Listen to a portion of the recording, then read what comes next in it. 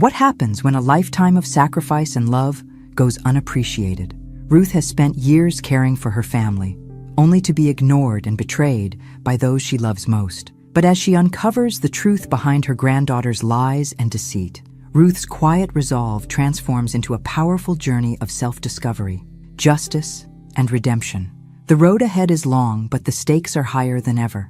I often joke that if you stay invisible long enough, you start to believe it yourself. I'm Ruth, 58 years old, living in the small, quiet suburbs of Chicago. The house is modest, but it's mine, or it was. For years, I've been the glue holding things together. My daughter, Michelle, and my granddaughter, Kayla, depend on me for everything: money, care, stability. But none of them see it. Maybe it's because I've always been the one who keeps things running smoothly, that they think I'm a fixture in the background. Oh, I don't mind being the silent worker. I never have. It's just who I am. But the longer I do it, the more I disappear.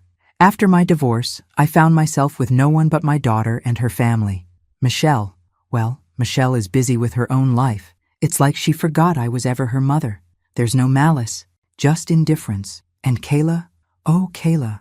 She's 19, rebellious, full of herself, and completely blind to everything I've done for her. She's always been ungrateful, pushing back against everything I try to teach her. It's as if the more I gave, the less they appreciated it. I'm just here, existing. Nothing more, nothing less. But then, something happened. It wasn't much, just a comment. One little thing that stuck with me. I had tried to give Kayla some advice about her future, about choosing a career that would set her up for a good life. She didn't want to hear it. She called me a stubborn old woman who didn't understand anything about today's world. She said I had never built anything. That stung. I could feel my heart break as she said it, but I didn't show it. I just smiled and walked away, telling myself she didn't mean it, but she did. And that's when everything changed. I started thinking about all the years I'd spent in silence, thinking about all the sacrifices I made for this family that never even noticed. I've paid for everything. The bills, the food, the education. It was all me. But none of them ever saw it. Not really. They didn't see me, just what I could provide. It wasn't just the lack of appreciation. It was the betrayal. That feeling had been growing inside me, small at first, then louder, more insistent. Maybe that's the reason I started looking into our finances. After all, I had always kept an eye on the money. I had to. How else would we manage? That's when I saw it. Something was wrong. Money was missing from the account. Large sums that shouldn't have been gone. I felt my heart tighten in my chest, panic rising in my throat. How could this happen? Where did it go? I dug deeper, pulled out every statement, every receipt, every record I could find. And there it was. Kayla had been taking money out of my account, draining it slowly, quietly, buying clothes, electronics, things I never saw her need. I was sick. How could she? How could the girl I had raised, the one I spent years working hard to support, betray me like this? I wanted to scream, to confront her right then and there, but I held back. I couldn't let her see me this way. I couldn't show weakness. But I was done. I was done being invisible. Done being the quiet, obedient matriarch who kept everything together while everyone else took advantage of me.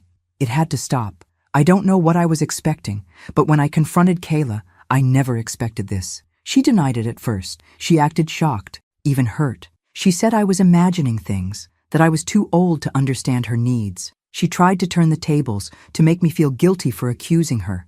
But I knew better. This was not just some misunderstanding. This was deliberate. I saw the look in her eyes, the manipulation, the same look she had given me every time she wanted something. And that was it. I decided then, right there in that moment, that I would no longer be her victim. No longer would I allow my kindness and hard work to be taken for granted. But what would I do? What could I do? I didn't know then, but I would figure it out. And Kayla? She would pay for what she had done. Not in a way she would expect. I wasn't interested in revenge, not in the traditional sense, but I would make sure she paid for betraying me. I started making plans, quietly, silently. I wouldn't let her get away with this. No one would. It was time to take control of my life. Time to make sure that, from now on, I was the one who decided what happened. No more being invisible. No more being the silent one. The first step? Taking my money back. Taking back what was mine. what I had worked for, and that was only the beginning. I couldn't let it go. I couldn't just sweep it under the rug like I had so many things before. This wasn't just about the money, although that was the catalyst. It was about the years I had spent taking care of everyone, the sacrifices I had made, and how little I had in return. It was about respect, or the lack of it. How could I have been so blind? How had I allowed myself to be used like that? I knew I had to do something, but the question was what? My gut told me that Kayla's betrayal was only the tip of the iceberg, but I couldn't quite grasp how deep this had all gone. I needed to understand what was happening, to see the whole picture, and so I started digging. I didn't just look at the bank statements anymore. I started going through everything, receipts, emails, and even the bills. Little by little, a picture emerged. The money that Kayla had been siphoning off wasn't just for clothing or new gadgets. There were hundreds of small transactions, gifts for her friends, dinners at fancy restaurants, even a few trips I never knew about. All of it was being paid for by my account, by the money I'd saved for her college education. The thought of it made my stomach turn. At that moment, I realized that Kayla hadn't just been taking from me. She had been living a lie, using me as a safety net while she splurged on her own life. Meanwhile, I'd been working day in and day out to make sure she could go to college, to give her opportunities I never had. But instead of gratitude, she gave me nothing but contempt. I spent hours that night going through the paperwork, and it wasn't until the early morning light began to filter through the curtains that I had a realization. This wasn't just about money anymore. This was about something much bigger. It was about power. I had given her power over me by not seeing her for what she truly was. I had allowed her to take from me because somewhere deep inside, I wanted to believe that if I gave enough, if I sacrificed enough, she would see me, value me, maybe even love me. But that wasn't going to happen. Kayla didn't love me. She didn't even respect me. She used me, and I had let her. But not anymore. I wasn't going to let her continue taking from me, not without consequences. I wouldn't let my sacrifices be for nothing. This time, I would make her understand the depth of what she had done. I knew I needed to confront her, but there was something inside me that told me not to do it immediately. No, this time, I wouldn't let my emotions take the lead. I needed to plan.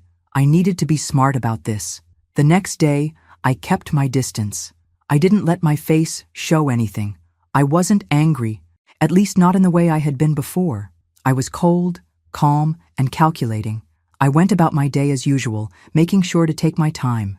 I knew Kayla was waiting for the moment when I would explode. She thought she knew me.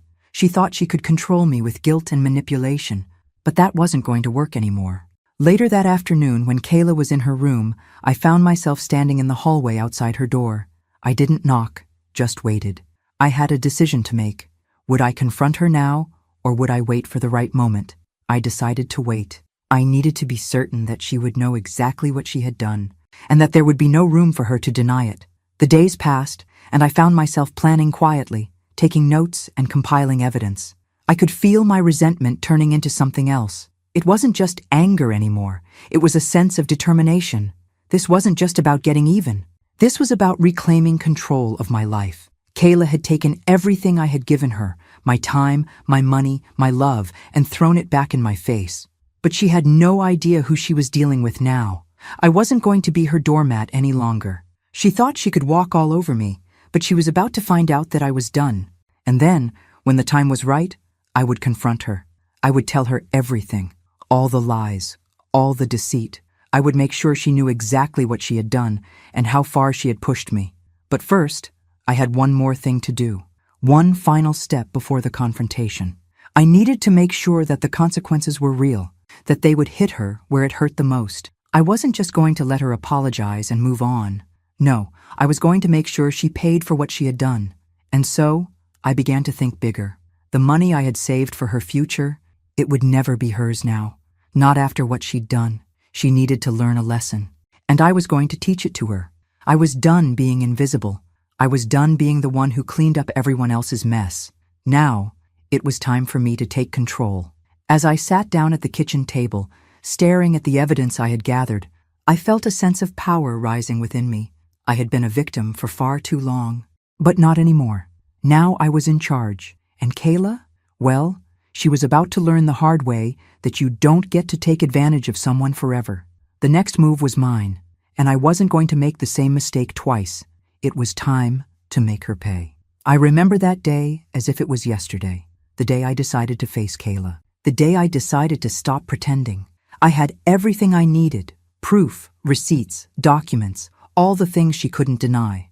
I wasn't just walking into that room to scold her. I was walking in to take back control of my life. The thought made my stomach tighten in both fear and excitement. This wasn't going to be easy, but it was necessary. I waited for the right moment. Kayla was in the living room, her back turned as she scrolled through her phone. I had seen that same posture 100 times, as if the whole world was her stage, and the rest of us were just extras. She didn't hear me walk in, and for a moment, I just stood there, taking it all in. The girl I had poured my life into was nothing but a stranger to me now. "Kayla," I said, my voice steady but low, betraying no emotion. She turned, surprised, like she hadn't expected me to speak. She put her phone down, but I could see the glimmer of irritation in her eyes, like she was already preparing to shut me out. "What is it, Grandma?" Her tone was the same, dismissive, as though this conversation was just another inconvenience for her. "I need to talk to you," I said, my gaze never wavering. "Now." Her eyebrows furrowed, but she didn't argue. She could tell by the look on my face that this was different from the usual back and forth we'd had over the years. This time, there was no hesitation in my eyes, no softness, no love in my voice. "All right," she muttered, standing up. She crossed her arms over her chest, clearly annoyed. "What's the big deal?" I handed her a pile of documents. "These are the bank statements from the last few months. And these," I shoved a few more papers into her hands, "are the receipts for the things you've bought with my money. It's a little strange, don't you think? Especially since I never gave you permission to spend a dime." Kayla glanced at the papers, then looked up at me with wide, startled eyes. "What the hell is this, Grandma?" She tried to act confused, but there was a shift in her expression. The bravado she had been wearing started to crack. "I'm done being used by you, Kayla," I said quietly, but my words were sharp, cutting through the air like a knife. "I trusted you. I believed in you. I thought you were better than this." My voice was controlled, but inside, the anger was building. It was a rage I had buried for so long that it felt like a flood. Now it was finally breaking through. "But you've been stealing from me, taking what I earned, what I've worked for, and for what? To live a life I never gave you the right to live." Kayla's face paled, and for the first time I saw real fear flash in her eyes. She took a step back, fumbling with the papers I had handed her.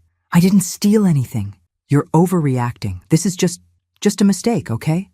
I didn't mean to." "Don't lie to me, Kayla," I interrupted, my voice cold, biting. "I know exactly what you've been doing. You've been taking money out of my account, money I had saved for your future. And then you went further.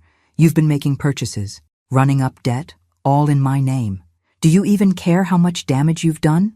Her mouth opened, but no words came out. She couldn't respond, not with any honesty, because there was nothing she could say to make this right. I watched her, my eyes hardening with each passing second. "I've given you everything. I've worked my entire life to give you a future, a chance at something better than what I had, and you repay me with lies and theft." Kayla opened her mouth again, but the words she tried to form were lost in the weight of her guilt. She couldn't find an excuse, not this time. She had nowhere to hide. "You don't get to do this to me anymore," I continued, each word more deliberate than the last. "You've crossed a line, and now there will be consequences. You won't just get away with this. Not this time." Kayla's face twisted, and she looked like she might break down, but instead, her expression turned defensive. "What do you want from me, huh? You're just going to ruin my life because of some stupid mistake?" She wiped her eyes, but her anger was rising again, and I could tell she was trying to hold it back. "I've been doing all of this because I need help, and you never give me a break. I never get what I want." "Stop!" I snapped, the final shred of my patience slipping away. "You don't get to manipulate me anymore, Kayla. You're not a child anymore, and I'm not going to let you play the victim. You've hurt me, and now you'll have to face the consequences." I saw the fear turn into something else, defiance, but it was too late for that now. I wasn't scared of her anymore. "Don't you dare think you can make this right with a couple of empty apologies. You're going to make things right with your actions," I said, my voice shaking with the weight of my resolve. "You're going to work off the money you've taken. Every single cent. I'm not giving you a dime for college anymore. You'll pay me back, and you'll start by doing community service, real work, something that will make you understand what hard work really means. Kayla's jaw clenched. You can't do that, she hissed, her voice breaking with frustration. You can't just make me do something like that. Oh, I can, I said. The calmness in my tone contrasting with the fire I felt inside. And I will. You've stolen from me, and now you're going to learn the value of what you've taken. Kayla's eyes widened, and I could see the realization setting in.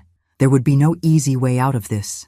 No more manipulation, no more excuses. This was the beginning of her learning what it meant to truly face the consequences of her actions. I could feel it, the weight lifting from my shoulders. For the first time in years, I wasn't afraid to stand up for myself. I had taken control, and I wasn't backing down. Do you have anything else to say? I asked her. My voice steady, unwavering. Kayla's face softened for a second, her eyes glistening with unshed tears. She opened her mouth, but no words came out. She looked away instead, unwilling to meet my gaze. I knew then that this was the turning point. There was no going back now. This wasn't just about the money. This wasn't about revenge. It was about reclaiming my life, reclaiming my dignity, and that was something I wasn't going to let anyone take from me again. I turned and walked out of the room, feeling stronger than I had in years. Kayla was silent behind me, and for the first time, I didn't feel the need to look back. I was done being invisible, done being the one who cleaned up the messes. The days after the confrontation were a blur. I didn't know what I expected from Kayla, but I sure as hell didn't expect her to stay silent for so long. She didn't apologize. She didn't try to defend herself. She just disappeared. At least, that's how it felt. She avoided me. Michelle, too.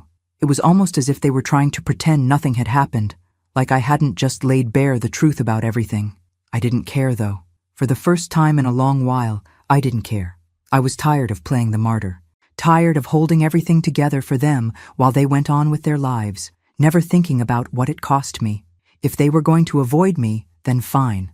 Let them. I wasn't going to beg for their attention anymore, but there was something inside of me, a flicker of doubt that kept nagging at me. What if Kayla was just waiting for me to back down? What if she thought I was bluffing? Would she try to turn this around, make me feel guilty again? I couldn't let that happen. I couldn't give her the chance.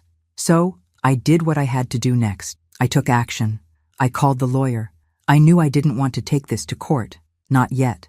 At least. But I also knew I wasn't going to let Kayla get away with the theft. No, she needed to learn what responsibility meant, and if that meant the legal system getting involved, then so be it. The lawyer was sympathetic when I explained everything to him. You've got a good case here, Ruth, he said, but we're going to need solid proof, clear evidence. I'd recommend a couple of things, starting with freezing her access to your account, and then moving forward with the legal process if necessary. I was shaking when I hung up the phone. I had never imagined my life would come to this, a point where I was prepared to bring my own granddaughter to justice, but that was where I was now. That was what she had forced me into. The next morning, I took the first step. I went to the bank and made sure to put a hold on all the accounts. It was my money after all. I wasn't going to let her bleed me dry any longer. It felt good, empowering, to take back that little piece of control. But I also knew it was just the beginning. That night, Kayla finally came to me. She knocked on my door, hesitant at first, like she wasn't sure whether or not I was home. I had been expecting her, honestly. She wasn't going to let this slide. But the look on her face, the guilt mixed with defiance, told me everything I needed to know. She didn't speak right away, just stood there, hands tucked nervously into the pockets of her hoodie. It was almost like she didn't know how to face me. "Grandma, we need to talk," she said finally, her voice flat, not the whiny tone she usually used when she was trying to manipulate me. This was different. She was scared. I didn't say anything at first. I just stood in the doorway, arms crossed, waiting for her to continue. The silence between us was thick, heavy. I could feel her tension, her uncertainty. But she wasn't going to back down. She never did.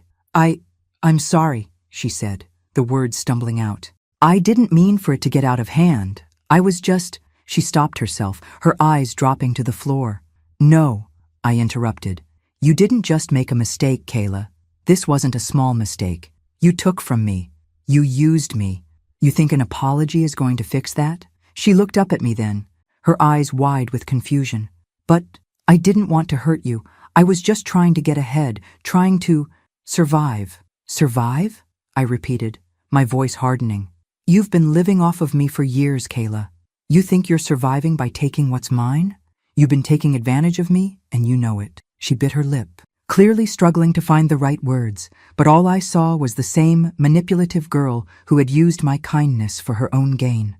Her voice was quiet when she spoke next, and there was a flicker of desperation in her eyes. Please, she said, her voice barely above a whisper. I'm sorry, Grandma. I know I messed up, but please, don't make me do the community service. It's humiliating. I'll do anything else, I swear. I felt a pang in my chest, but it wasn't enough to make me back down. Not anymore. I had given her too many chances, and every time she had taken advantage of my love for her. She thought she could twist me into feeling sorry for her. She thought that I would give in to the same old manipulation. But not this time. You've already humiliated yourself, Kayla, I said, my voice cold and unwavering. You've stolen from me, betrayed me, and now you'll face the consequences. You will do the work. You will learn what it means to truly work for something. I saw her face fall, a flash of anger and hurt crossing her features, but she didn't say anything else. She knew this battle was lost. I could see it in the way her shoulders slumped, the way her eyes welled up with tears she wasn't willing to shed in front of me. I'll make sure the lawyer gets everything he needs to move forward, I added, my words sharp, cutting through the tension in the room. You won't escape this, Kayla. For a moment, there was a silence between us, one that stretched for what felt like an eternity. It wasn't the silence of reconciliation. It was the silence of a broken trust, of a relationship that could never go back to what it once was. Kayla turned, her back to me as she walked away, not saying a word. The door shut behind her with a soft click, and I was left standing there, staring at the empty space where she had stood. I felt something in me shift in that moment. I wasn't sad. I wasn't angry anymore. I was free. It was a strange, almost surreal feeling, but it was real. I wasn't the victim anymore. I had fought for my life, for my peace of mind, and I had won. The path ahead was uncertain, but for the first time in a long time, I felt like I had control. I wasn't invisible anymore, and Kayla, she had a long way to go before she could ever begin to understand that. It was done. I had done what I had to do, and now it was time for me to start living for me. The weeks that followed felt strange, like I was floating above everything, detached, but somehow still deeply involved. Kayla had stopped trying to contact me. Michelle, too, had gone quiet, avoiding me more than usual. I could tell she was caught between defending her daughter and realizing the truth. She couldn't have missed the signs. She just hadn't been paying attention. But that wasn't my problem anymore. I kept myself busy. I planned my trip more meticulously, poring over travel books and websites late into the night. This trip, my escape, was no longer just a dream. It was my future. I was going to reclaim my life, piece by piece. But no matter how much I planned, a part of me couldn't shake the sense of unresolved tension. Something in me still wanted Kayla to face what she had done, truly understand the depth of her betrayal. She hadn't even apologized, not once. It was hard not to feel disappointed, but I wasn't going to allow that to derail me anymore. I had done what I could. Now the consequences were hers to face. Then, one afternoon, I received a letter in the mail. It wasn't unexpected. I had already arranged for the legal paperwork, but still, seeing that envelope with my name on it made my stomach flip. The letter was from the lawyer, confirming that Kayla's case had been processed and the court had set her community service hours. The legal system was now in motion, and I felt a strange sense of peace wash over me as I read through the details. She would be working with local organizations, cleaning, serving food at shelters, doing whatever she could to atone for the money she had stolen. But part of me knew it wouldn't be enough. A simple sentence of punishment wouldn't bring back the trust she had shattered.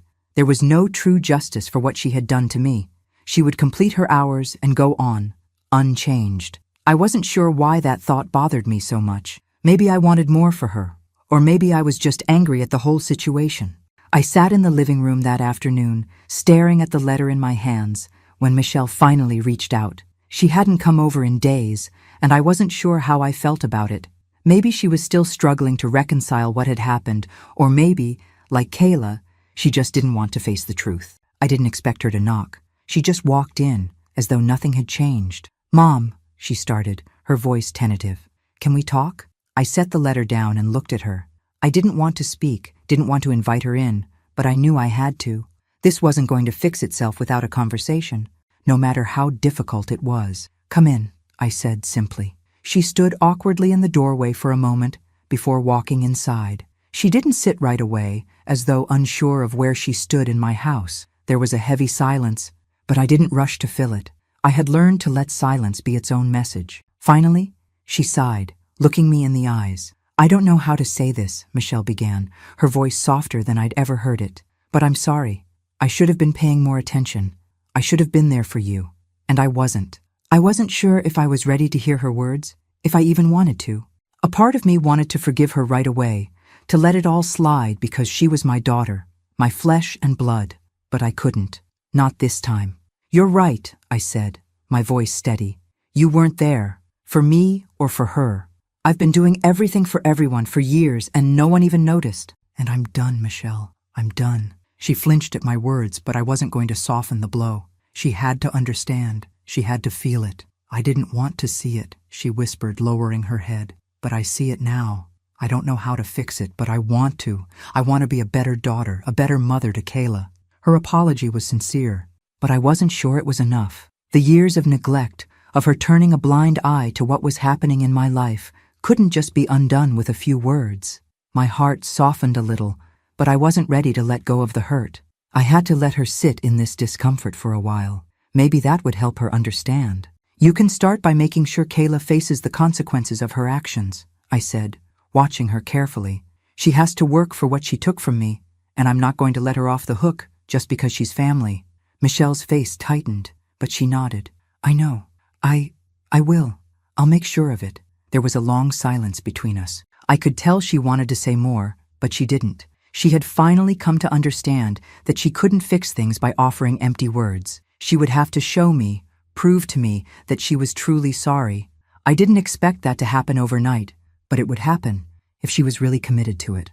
When she stood up to leave, she looked at me one last time, her face filled with regret. "I'll make this right, Mom. I swear."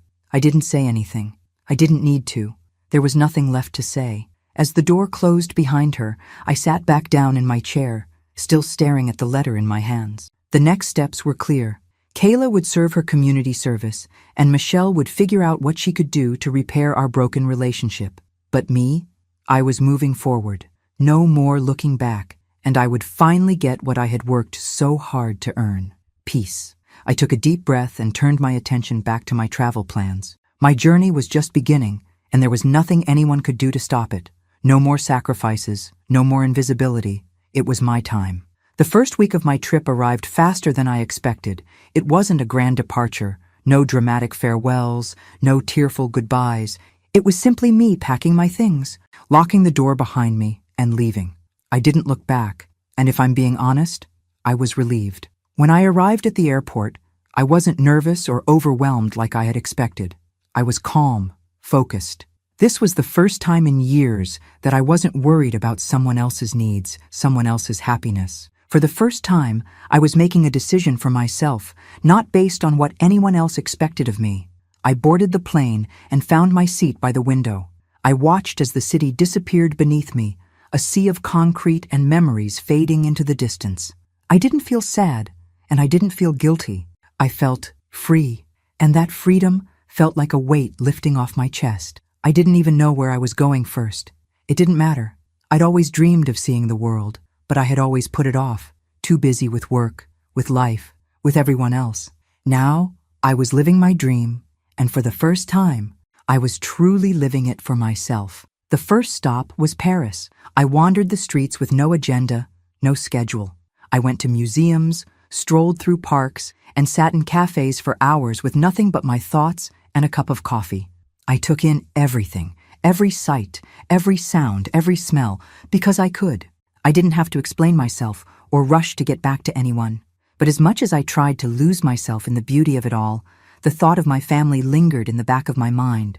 I was still wondering whether Kayla had learned anything from what I'd done, whether she had come to understand the depth of her actions. I wanted to believe that she was beginning to understand the consequences of her behavior, but part of me wasn't so sure. I knew that her community service wasn't going to be a quick fix. She had to face the reality of what she had done.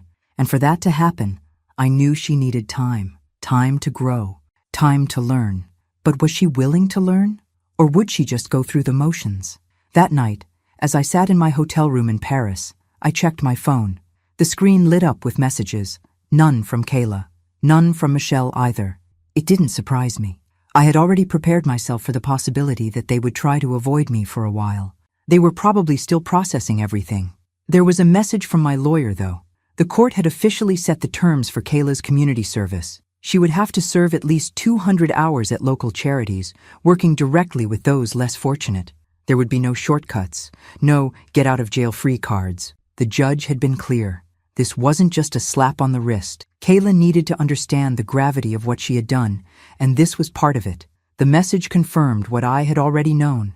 Kayla was going to have to face the consequences, no matter how much she resented me for it. She would have to serve those hours, whether she liked it or not. I closed my eyes, letting out a deep breath. There was a part of me that wanted to reach out to her, to tell her it would be okay, to reassure her that I wasn't trying to ruin her life. But then I realized I couldn't. I couldn't do it for her anymore. She had to take responsibility. She had to make things right on her own.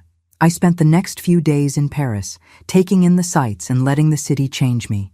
Each day felt like I was shedding more of the person I had been, the woman who had given and given, only to be ignored and taken for granted.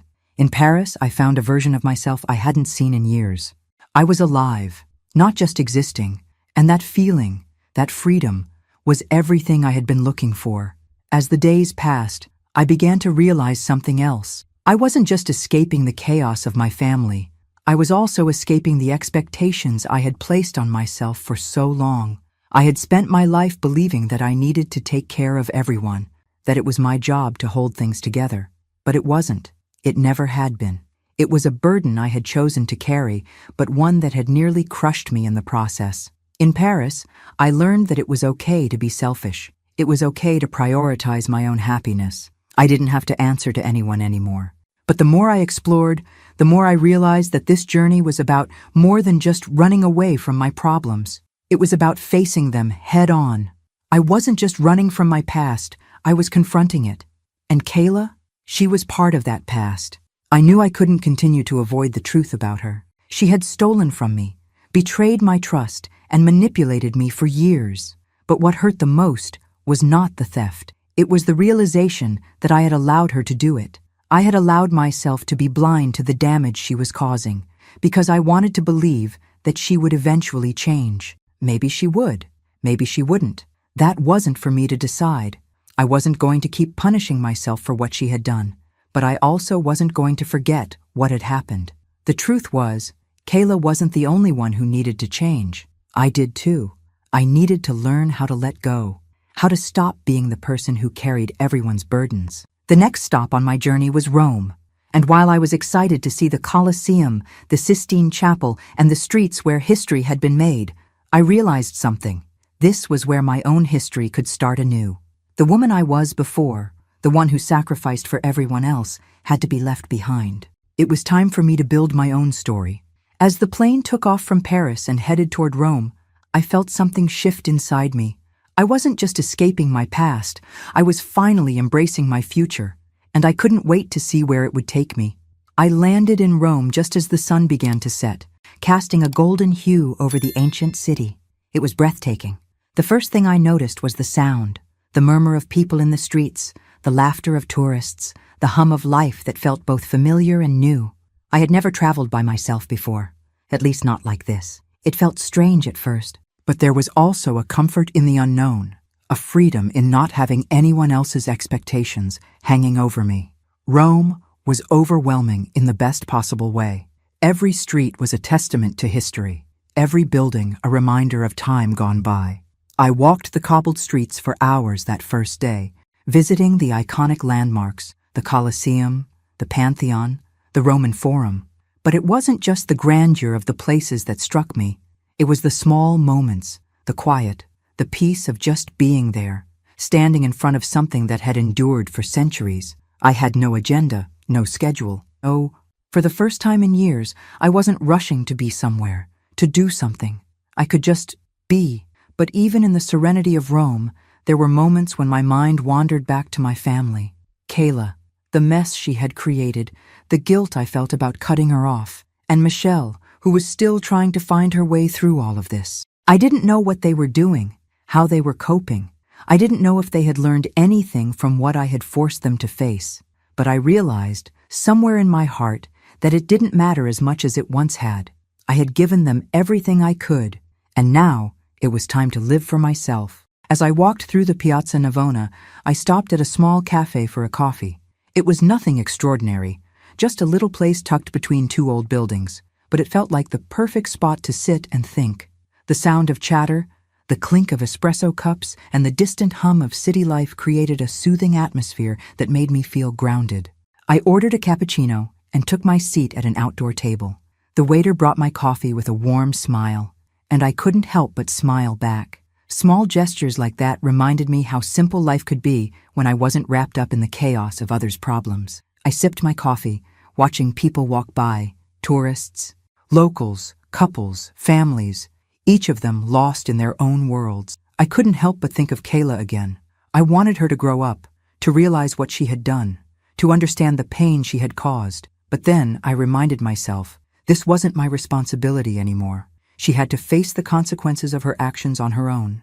The lawyer had told me Kayla would have to serve 200 hours of community service, and I wondered how she was handling it. Was she angry, resentful, or was she for the first time starting to see the weight of her decisions? I had no answers, and I wasn't going to chase them anymore. That was the hardest lesson I had to learn. Sometimes, you just have to let go. I had spent so many years trying to fix everything, trying to be the one to keep everyone together. But I had learned that people have to fix themselves. They have to want to change, and if they don't, you can't force it. And so, as I sat there in Rome, I realized that I was no longer waiting for anyone's approval. I wasn't going to live my life for Michelle or Kayla or anyone else. It was time to live for me. The next day, I visited the Vatican. The grandeur of St. Peter's Basilica took my breath away. I stood there for a long time, marveling at the beauty, the history, the artistry of it all. But what struck me the most was the overwhelming sense of peace that seemed to radiate from the place. I wasn't religious, but I could feel the weight of centuries of devotion in the air. It was humbling. As I stood there, staring up at the dome, I couldn't help but think about how many years I had spent trying to be the person everyone else needed me to be. I had never stopped to think about what I needed. I had always assumed that my role was to give, to sacrifice, to be there for everyone else. But I wasn't happy. I was tired, and I was losing myself in the process. And now, standing there in the heart of Rome, I understood. It was okay to be selfish. It was okay to focus on what made me happy, on what made me feel alive. I didn't need to sacrifice myself anymore. I had spent my life giving to others, but now it was time to give to myself. The next few days passed in a blur of sightseeing, quiet reflection, and a growing sense of empowerment. I felt a shift inside me. Every step I took in Rome, I was shedding pieces of the old Ruth, the one who lived for others, the one who stayed invisible. I was finally beginning to feel like I could stand on my own 2 feet, without the weight of everyone else's expectations bearing down on me. On the 4th day of my stay, I received a message from Michelle. I hadn't heard from her in a while, and I wasn't sure how to feel about it. I had been so focused on myself, on my journey, that I hadn't thought about how things might be for her back home. She apologized for the silence, said she'd been trying to sort things out. I read her message, then set my phone down. I wasn't ready to respond yet. I wasn't sure what to say. She was still figuring out her role in all of this, and I didn't want to rush it. What was important was that I was no longer waiting for her, or for anyone else, to make things right. I had already done that for myself. Rome was teaching me more than I ever expected. It wasn't just about the sights or the food or the beauty. It was about learning to be still, to be present, and to finally, after all these years, take care of myself. And for the first time in a long time, I felt like I was exactly where I was supposed to be. My next stop would be Florence, and from there, who knew? I was no longer tied to a plan, a set of expectations. I was going to let the road take me wherever it wanted. And maybe, just maybe along the way, I'd figure out what my next chapter would look like. But for now, that didn't matter. What mattered was that I was finally free. Florence felt like a place that existed outside of time. The moment I stepped off the train, the city greeted me with its old-world charm. The narrow streets lined with medieval buildings, the sweet smell of gelato wafting through the air, and the distant hum of life made it feel like I was in a living painting. It was impossible not to get caught up in its beauty, and yet I felt a quiet calm inside me. There was something about this place, something I couldn't quite name, that made me feel like I was where I needed to be. I had always loved art, but I never truly appreciated it until now. Standing in front of the Uffizi Gallery, I saw the works of masters, Da Vinci, Botticelli, Michelangelo, and for the first time, I truly understood what it meant to create something meaningful. These artists had left a piece of themselves behind, something that would last far beyond their lifetimes, and I wondered, what would I leave behind? What legacy was I creating for myself? For so long, I had been living for everyone else, shaping my life to please others, to fulfill their expectations, to hold everything together. But here, surrounded by these masterpieces, I realized that I needed to create my own story, one that was just for me. My past, the mistakes I had made, the relationships that had broken down, those were chapters that had already been written. But the pages ahead, those were mine to fill. I spent my days in Florence wandering through museums and churches, marveling at the art, and letting my thoughts wander along with me. Every painting, every statue, every fresco seemed to whisper the same message. You are the creator of your own life. But there were moments, quiet moments, when I thought about Kayla. I wondered how she was doing with her community service. Had she learned anything? Was she truly understanding the weight of what she had done? I had no answers, and I didn't want to know. I had to let her find her own way. I couldn't keep carrying her burden. I wasn't sure what to expect when I first confronted her, when I first realized the depths of her betrayal. Part of me wanted to believe that she was still that sweet little girl who once looked up to me with innocent eyes, but that wasn't who she was anymore, and that wasn't who I was either. I had to accept that we both had changed, and maybe that was for the best. Maybe it was time for us to both find our own paths, to grow in separate directions. A few days later, as I sat in the Piazza del Duomo, the heart of Florence, I found myself reflecting on what had truly changed since I left Chicago. I wasn't just escaping my past, I was confronting it. I was taking the time to heal, to rebuild who I was after years of giving everything to people who never truly appreciated it. The sun was setting, casting a warm orange light over the cathedral, and for the first time in what felt like forever, I felt at peace. The world didn't need to understand why I was here or what I had been through. The only person who needed to understand was me. I was learning how to let go, not just of Kayla or Michelle, but of the version of myself that had been trapped in obligation and expectation. I was learning how to live for me. When I received another message from Michelle, my heart didn't race with anxiety anymore. She apologized again, said she was still figuring out her place in all of this, and that she was trying to repair her relationship with Kayla. She said she was sorry for not being there for me, for not noticing how much I had been sacrificing. I read her message but didn't reply immediately. Instead, I let it sit with me for a while. There was a time when I would have dropped everything to fix things, to smooth things over, but I wasn't that person anymore. I wasn't going to rush to forgive her because I had already forgiven myself. I had learned that people can change, but they also have to do the work themselves. It wasn't up to me to fix their mistakes anymore. I sat there on the stone bench, the cool evening air wrapping around me as I watched the people walking by. Tourists, locals, lovers, hand in hand. I wasn't waiting for anything. I wasn't waiting for Michelle or Kayla to come around. I wasn't waiting for anyone to validate my decision. I had stepped away from the life I once knew. I was no longer defined by my relationships with others. I was learning to define myself. The next morning, I decided to visit the Boboli Gardens, an oasis of green tucked behind the Pitti Palace. It was a place of solitude, a place where I could lose myself in the serenity of nature. The gardens stretched out before me, a beautiful maze of pathways, fountains, and sculptures. As I wandered through the lush landscape, I thought about what I wanted from my future. I had spent so many years living for others, giving everything I had to my family, and now it was time to give to myself. I didn't know what the future held, but I knew that I was finally in control of it. I wasn't bound by the past anymore. I wasn't tied down by the guilt or the shame that had held me captive for so long. I spent the rest of the afternoon in the gardens, allowing myself to simply be. I wasn't rushing, I wasn't planning, I wasn't thinking about the next step. I was living in the moment, and for the first time in years, it felt right. As I sat on a bench, looking out at the city below, I realized that I had finally found the peace I had been searching for. I had taken the most difficult step, walking away from everything I had known, and now I was free. I wasn't waiting for Kayla or Michelle to understand me. I wasn't waiting for them to apologize or to make things right. I was living my life for me, and that was enough. The next chapter of my life was still unwritten, but I was ready to write it. I wasn't scared anymore. For the first time, I was living exactly how I was meant to. The following weeks in Florence passed in a blur of quiet exploration and peaceful solitude. I found myself waking up every day with a sense of calm I hadn't known in years. There was no rush. There was no one who needed me. I was free. I visited galleries and cafes, wandered through the winding streets of the city, and sometimes just sat in parks, watching people pass by without any agenda.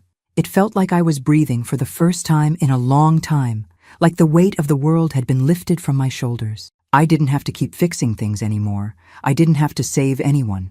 The best part of this newfound freedom was the space it gave me to think about who I really was, separate from the roles I had played for so long. Mother, grandmother, caretaker. I was just Ruth now. I was rediscovering the person I had forgotten along the way. But even amidst the beauty and peace of Florence, there was still a lingering thought that I couldn't quite shake. I had left Chicago with the hope that I could leave everything behind, but there were moments when I couldn't help but wonder about my family, about Kayla. How was she holding up? Was she genuinely learning from what had happened? Or was she simply going through the motions of her punishment? I couldn't deny that a part of me wanted her to feel the weight of her actions, to understand the hurt she had caused. I had spent years sacrificing for her, for Michelle, and for the family, and now I was the one who needed to heal. I checked my phone more often than I wanted to admit, but it wasn't for any urgent updates or calls from Kayla. It was because I still cared. It was hard not to. Finally, one evening, as the sun dipped below the horizon, I received a message from Michelle. It was short, simple. "I'm sorry, Mom. I've been thinking a lot about what you said. I want to make things right with you and Kayla. I know I haven't been there for you the way I should have been. I just need more time to process everything." I sat there, holding my phone, staring at the words. The message wasn't much. It wasn't a grand apology, nor did it come with promises of change, but it was something. And in that moment, I knew it was enough. Michelle was on her own journey, just like Kayla. She was trying, and that was all I could ask for. I thought about how I had spent so many years trying to fix everything for them, trying to be the glue that held it all together. But the truth was, I couldn't fix everything, and I had to stop trying. The next day, I took a train to Venice. The journey was long, but I welcomed it. I didn't have anywhere to be, and the idea of traveling on my own, without a care in the world, felt like luxury. I passed through small towns, watched the landscape shift from the rolling hills of Tuscany to the flatlands near the Adriatic coast. As I sat by the window, watching the world pass by, I realized that this trip wasn't just a way to escape. It was a way to reconnect with myself. I had spent so long hiding behind the roles I played for others, but now I was learning to just be, and it felt good. I arrived in Venice as the sun began to set, casting long shadows over the canals. I wandered through the narrow streets, letting the sound of the gondola oars splashing against the water and the distant chatter of tourists wash over me. There was something magical about Venice, something that made you feel like you were walking through a dream. The city was both timeless and alive with energy. As I walked along the Grand Canal, I found a small cafe by the water and sat down with a glass of wine. I didn't need to hurry anymore. I didn't have to answer to anyone. This moment, this feeling of being completely free, was mine. Later, I sat in a quiet corner of the city, watching as the gondolas glided by, the soft murmurs of the tourists blending with the lull of the water. For the first time in a long time, I wasn't thinking about the past. I wasn't worrying about what was going to happen when I returned home. I wasn't obsessed with fixing things. I was just living. And then, as if I had known this moment was coming, I realized something. I didn't need to know what Kayla or Michelle were doing. I didn't need their approval. I didn't need them to understand. The only person whose approval I needed was mine. That night, I went back to my hotel room, and for the first time, I didn't feel the need to fill the silence. I just sat there looking out over the city. There was a peace in the quiet, the kind of peace I had been looking for my entire life. And now, I had it. I had been running for so long, running from guilt, from responsibility, from my own needs. But in Venice, I stopped running, and I realized that I had everything I needed to move forward. The next morning, I walked through the winding streets of Venice, but it wasn't the city I was exploring. It was me. I was discovering who I was outside of all the expectations and obligations I had carried for so long. I didn't know where the road would take me next, but I was okay with that. This journey wasn't about finding answers.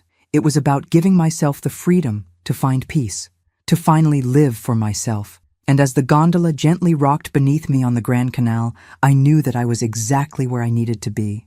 For the first time in a long time, I wasn't waiting for anyone. I wasn't waiting for forgiveness or for things to be fixed. I was living my life, and that was enough. The days in Venice seemed to stretch on endlessly, yet I never grew tired of the beauty around me. Every corner of this city whispered secrets of the past, of people who had walked these same streets centuries before me. There was a quiet energy here, a slow rhythm to life that matched my own new pace, the weight of my old life, the years of sacrifice, the years of trying to hold my family together. It all seemed like a distant memory now. For the first time in ages, I didn't feel like I was carrying the burden of everyone's expectations. I wasn't needed, and that felt liberating. It wasn't that I didn't love Michelle and Kayla. I did. I loved them deeply, more than they could ever know. But love, I had learned, doesn't mean sacrifice at your own expense. It doesn't mean constantly putting others first while losing yourself in the process. Love is also about taking care of yourself, about knowing when to step back and let others face their own consequences. And so, that was what I had done. I had stepped back, and in doing so, I had found a kind of peace that I hadn't known I was searching for. I still thought about them, about Michelle and Kayla, often. I wondered how they were managing, how they were coping with the aftermath of everything that had happened. I thought about how Kayla had reacted to her community service sentence. Was she resentful? Was she learning anything? I couldn't know, and frankly, I wasn't sure I wanted to. The truth was, I had done everything I could. I had given them all the love I had, all the support they needed, but at some point, I had to let them find their own way. I wasn't their savior, and I wasn't going to keep being the one to fix everything. It was a hard pill to swallow, but it was necessary. And every day that I spent walking through the streets of Venice, every quiet moment spent sipping coffee in small cafes or sitting by the water, I felt a little stronger. I was finally learning to live for myself, without guilt, without the weight of obligation. On the 5th morning in Venice, I received another message. This time it was from Kayla. My heart skipped a beat as I opened it, but I steeled myself, prepared for whatever it was. "Grandma," it began. "I know I messed up. I don't know if I'll ever be able to make up for everything I did, but I'm trying. The community service isn't easy, but I get it now. I know I've hurt you. I don't know if I can ever fix things, but I want to try. I'm sorry." I sat there, reading the message over and over. Part of me wanted to reach out, to tell her that it was okay, that I forgave her, but I didn't. Not yet, because part of me knew that forgiveness wasn't something I needed to offer in a moment's haste.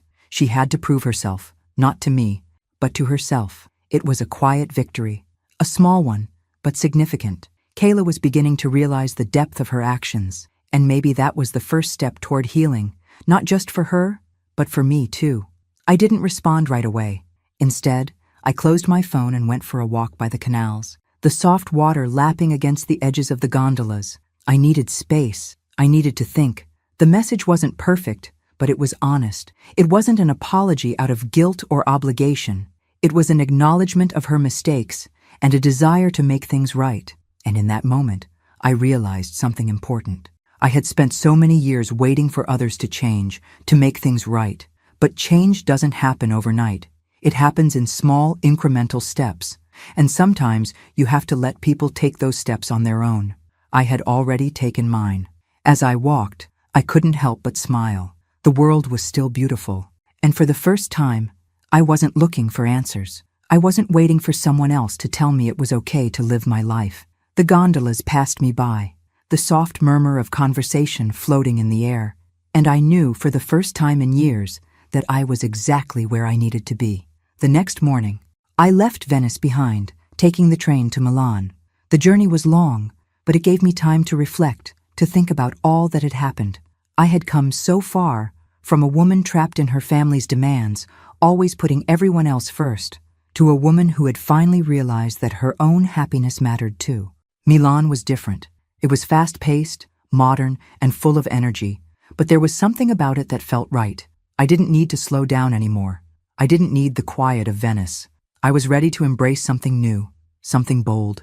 As I checked into my hotel, I took a moment to look at the skyline. The city stretched out before me, full of possibilities, and for the first time, I wasn't afraid of the future. I had no idea where my life would go from here, but I was okay with that. I was ready to take whatever came next. I still wasn't sure if I'd ever return to Chicago. Part of me wanted to see how Michelle and Kayla were doing, to see if they had truly changed, but the other part of me knew I didn't need to. I had done all I could.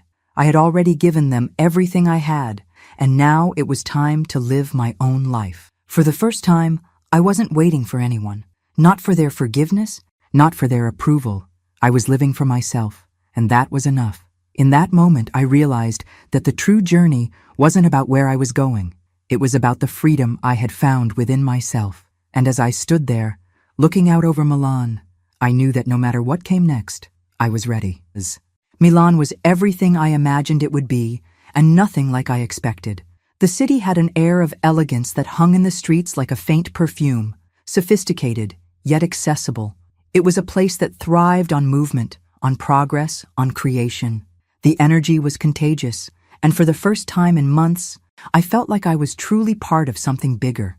The history, the fashion, the architecture, it all came together in a way that felt exhilarating. But it was more than the city's beauty that drew me in. Milan was the final chapter of my journey, the end of this part of the road. It felt like the right place to truly let go of everything I had been carrying. The years of resentment and guilt, the constant pull of family that I had tried so hard to manage. I spent my days wandering the city, visiting art galleries and sipping coffee in quiet piazzas. Milan had its own rhythm, and I found myself keeping time with it. The hustle and bustle around me felt strangely comforting now. There was no rush, no need to keep up with the lives I had once been entangled in.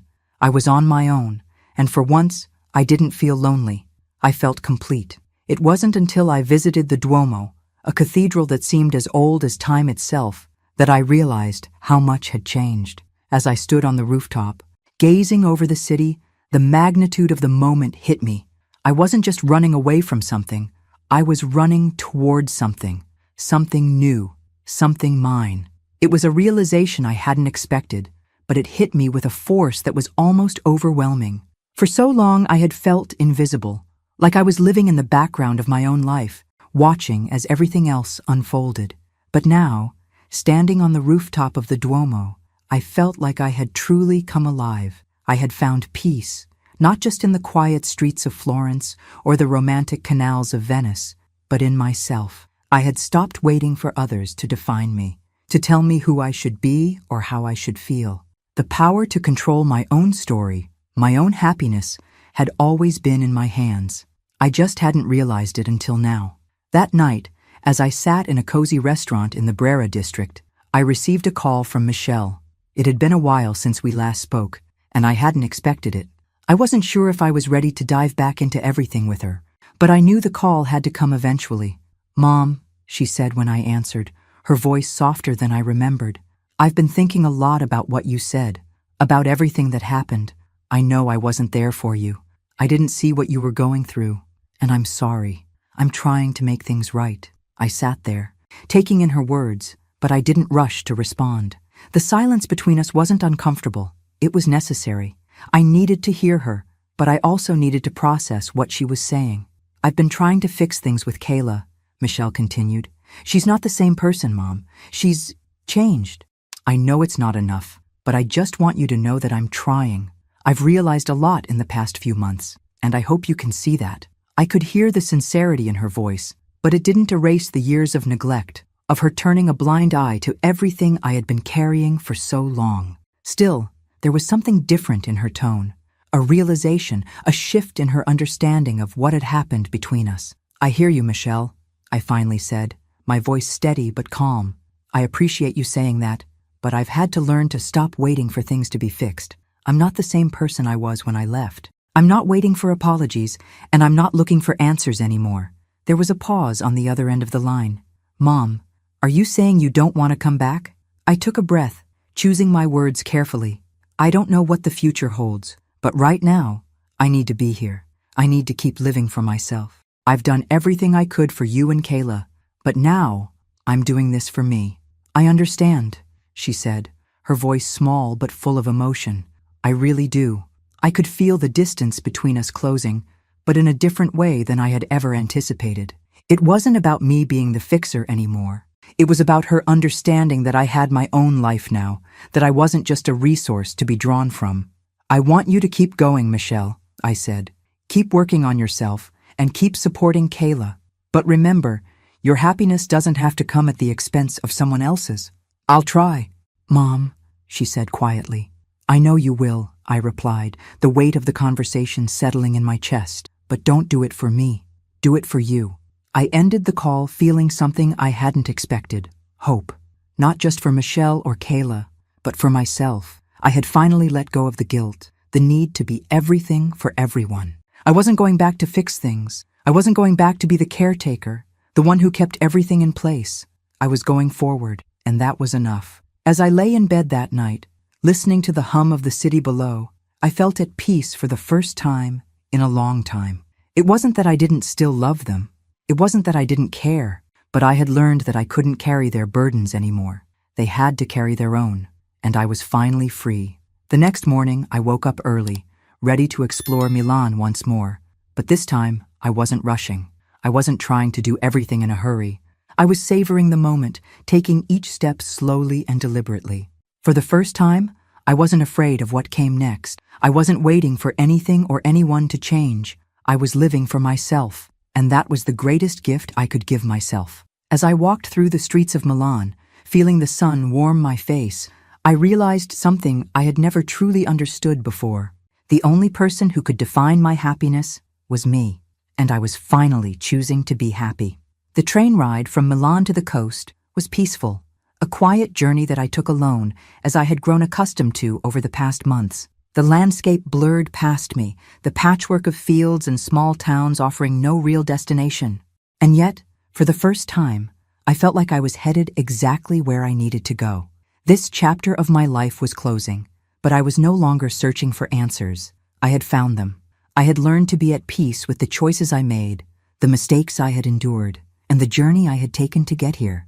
I had spent so many years trying to fix everyone else, fix my family, fix my relationships, and it had drained me. But now, standing on the precipice of a new life, I understood something crucial. Fixing someone else, especially at the cost of your own happiness, was never going to heal what was broken inside of you. And that was what had finally clicked for me. I had been carrying the weight of my family's needs for too long. It wasn't just about the financial sacrifices. It wasn't just about taking care of them emotionally or physically. It was about giving so much of myself, so much of my energy, to the point that I had nothing left for me. I had lost who I was in the process. And when I realized that, when I finally saw that, it was like a burden had been lifted. I wasn't their savior. I wasn't meant to bear the weight of their mistakes, their problems, their ungratefulness. I was meant to live my life. The seaside town I arrived in was small, quaint, and perfect. I hadn't planned on staying, but something about the gentle breeze, the sound of the waves crashing against the rocks, and the peaceful atmosphere called to me. The air was salty and fresh, carrying the promise of change. It was as if the ocean itself had welcomed me, finally free, finally at peace. I checked into a small inn by the sea. The owner, a kind woman with weathered hands and a warm smile, showed me to a room overlooking the water. The room was simple, yet perfect. A small bed, a desk, a chair by the window. It was all I needed, and for the first time, I didn't feel the need to fill the silence. I didn't feel the need to keep running. I could just be. As I sat on the edge of the bed, looking out at the vast expanse of the ocean, I thought about everything that had led me here, about Michelle and Kayla, and how I had spent so many years waiting for them to change, to come to terms with their mistakes, to understand the depth of my sacrifices. I realized that I had been waiting for something outside of myself to fix me, when the only person who could do that was me. I had let go of the past, the hurt, the betrayal, the guilt. I had forgiven them, not because they had asked for it, but because I needed to. I needed to release myself from the weight of carrying it all. I had learned to stop waiting for someone else to fix what was broken inside me.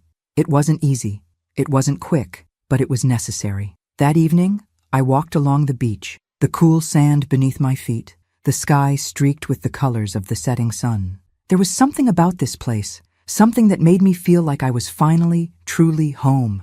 Not just physically, but in my soul. I could hear the soft murmur of the waves, the distant call of seagulls, and for the first time in years, I didn't feel like I was running from something. I wasn't running from the past. I wasn't running from my mistakes, my family's mistakes, or my guilt. I was walking forward, calmly, into a future that was mine to shape. The next morning, I received a call from Michelle. I almost didn't answer at first, but I knew this moment would come, just like everything else that had unfolded. "Mom," she said, her voice tentative but warm, "I just wanted to check in. I've been thinking a lot about what you said, about everything. I know I haven't been the daughter you needed, and I'm sorry. I want to do better, and I'm working on it. I don't expect you to come back, but I wanted you to know that I see it now. I see what I missed, and I want to make it right." I closed my eyes for a moment, letting her words sink in. She wasn't asking for forgiveness. She wasn't begging for me to return. She was simply acknowledging the truth, and that was enough. "I'm proud of you," I said softly. "I don't need you to fix everything. I just need you to take care of yourself. And Kayla, you can't keep trying to fix me. You have to start living for you." "I know," she replied, her voice thick with emotion. "I'll make things right, Mom. I promise." I felt a wave of peace wash over me. I wasn't waiting for her to fix everything, and I wasn't waiting for her to heal. She had to do that on her own, but I knew that she was beginning to understand. When I ended the call, I sat on the beach for a while, watching the waves roll in and out, thinking about how far I had come, how far they had come. I wasn't going back. I wasn't going to be the person I was before, always fixing, always giving, always sacrificing. I had learned that I was enough as I was, and I didn't need anyone else's validation to prove that. It wasn't about revenge or anger or even forgiveness anymore. It was about acceptance. Acceptance of the choices I had made, the paths I had walked, and the future that was mine to shape. I wasn't defined by what had happened. I was defined by who I had become. And in that moment, I knew I had finally found my peace. The future was mine now, and I was no longer waiting for it to unfold. I was walking into it, one step at a time, and that was enough. As I walked along the shoreline, the wind in my hair and the sea at my feet, I felt an overwhelming sense of freedom. This was my life now, and I was living it on my own terms. It was enough, and it always had been. Thanks for listening. Don't forget to subscribe and feel free to share your story in the comments. Your voice matters.